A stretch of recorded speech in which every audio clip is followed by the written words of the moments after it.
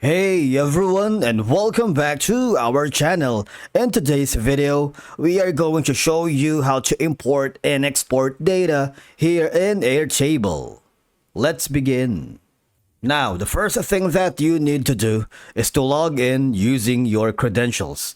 If this is your first time here in Airtable, I want you to click the sign up option. And from here, just follow the on-screen instructions and you're good to go. Importing and exporting data in Airtable can be done in multiple ways. Number one is you can simply import data into an Airtable base from various sources like CSV files, Google Sheets, Excel files, and more. So number one thing that you need to do once you are on the homepage, I want you to click on the bottom left corner where's the Create Plus button. Do that, and from here you can start with an app, quickly create a user facing app to share data tailored to your team, or you can simply start from scratch wherein you can build your ideal workflow starting with a blank table. Now I'm going to choose starting from scratch because from here this option gives us the ideal choices for Google Sheets, Microsoft Excel. You can even paste your data, CSV, and others. Alright, so for now I'm going to use the Google Sheets. Now from here you just have to select the Google Sheet that you're working with. In my case, this is going to be the file. I'm working with this specific file in Google Sheets, and all I have to do is I'm going to make it sure that this is shareable in the first place. I'm going to make it sure that anyone can edit this. This is going to be helpful if you're working with multiple freelancers, team members, or maybe collaborators within the specific project here in Airtable. Now after that, I'm switching over to my Airtable and then begin the importing. Now selecting Google Sheets, click that, just wait for it, and then voila, here's the data you're importing, and make sure it's right. If anything's wrong, just let them know, right? And I'm sure this is going to be the file because these are going to be the default information. So I'm switching over again to the Google Sheets just to make a very quick look. And as you can see, this is the right file. Now after that, all I have to do is click on import. There are other settings down below. You can have like an auto select field types, use the first row as headers, or you can simply click on import. It's really easy. You see that? Once you've done that, voila, you have successfully imported your data here in Airtable based from the Google Sheet as a resource. On the right side, there's going to be an add or import tab. If you click on it, you can add from other resources.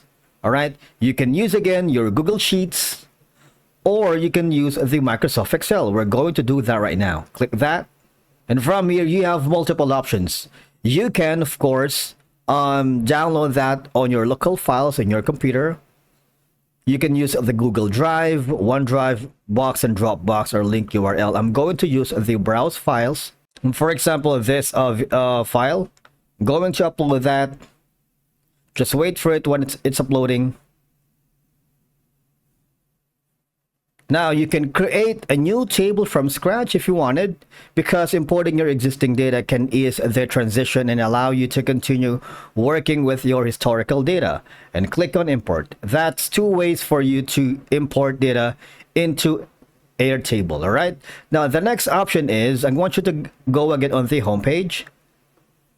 On the home page, on the left bottom left corner, there's going to be an option for the import. All right. Continue, and again you have all these popular import resources. So we have imported the CSV, and I'm sorry, the Microsoft Excel file, the Google Sheets. Now you have other sources like Microsoft Access, Contacts, Trello, Asana, Calendar, Jira, Money.com, Google Drive, and Smartsheet. I'm going to use Google Drive as other resources. And as you can see, where would you like to import data from? Is it going to be Google Drive, Instagram, Jira, JSON, Shopify, Salesforce? There's a lot. Okay, so for now, we're going to use Google Drive as a means of resources. And I'm just going to click on submit. Just wait for it. Now, once you're back on the home page, I want to select the base that you wanted to work with. For example, this one. Now, for you to be able to export the file, go to the grid view right here. There's going to be like a 3 people icon beside hide effects.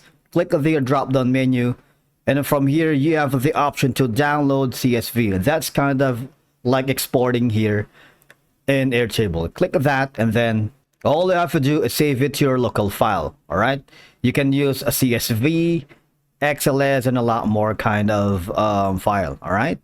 Now, if you wanted to have more control over your automation of importing and exporting data here in Airtable, you might want to use a third-party platform using Zapier. And you know, you can automate the data flow from this template. If you see that, all right, all you have to do is log into our account. Wait for it. I'm gonna hit continue so we can see all the automations. All right. And from here, guys, as you can see, you can have you can start with your data with Airtable, importing your data. Is it going to be through CSV, the Google Sheets? Is it going to be a Google Mail, Microsoft Excel, and Slack? Now, I'm going to use Google Sheets as an example. All I have to do is connect and click on continue.